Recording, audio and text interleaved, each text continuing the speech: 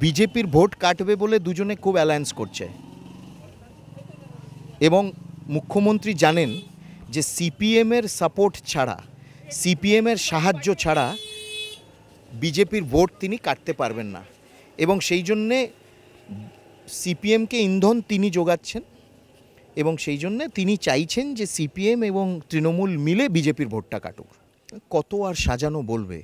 সাধারণ মানুষ যদি তাদের দুঃখের কথা, ক্ষোভের কথা বলে এবং তারা যদি, মন্ত্রীরা যদি বলে এটা বিজেপি, যেমন সন্দেশখালিতে বলেছিল যে বিজেপি শিখিয়ে দিয়েছে, এখানেও বলছে বিজেপি শিখিয়ে দিয়েছে, অর্থাৎ বোঝা যাচ্ছে যে তারা সম্পূর্ণভাবে বিচ্ছিন্ন, সাধারণ মানুষ থেকে এই মন্ত্রী নেতারা সম্পূর্ণভাবে বিচ্ছিন্ন এবং সেই জন্য সাধারণ মানুষের ক্ষোভ, সাধারণ মানুষের দুঃখ কষ্ট তাদের শোনার এটা ডিউটি, কিন্তু তারা শুনছে না।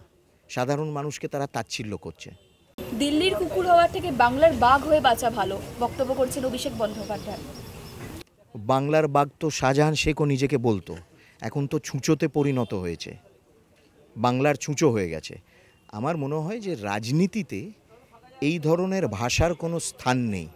দিল্লি কোনো বিদেশের রাজধানী না, দিল্লি আমাদের ভারতবর্ষের রাজধানী এবং এই ধরনের কুকুর, বাঘ, ছ্যাঁচড়, ছুঁচো এইসব কথাবার্তা যারা সেই মানসিকতা পোষণ করে তারাই ব্যবহার করে।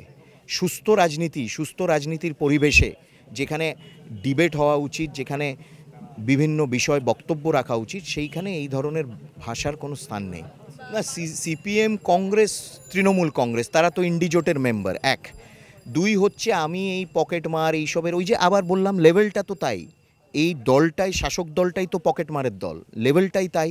আমি সেই জন্য সে বিষয়ে কোনো মন্তব্য করব না। 17টা রাজ্যে আমাদের সরকার, কেন্দ্রে গত 10 বছর আমাদের সরকার এবং আমরা একটা সর্বভারতীয় দল, আমরা পৃথিবীর সর্ববৃহৎ দল ভারতীয় জনতা পার্টি।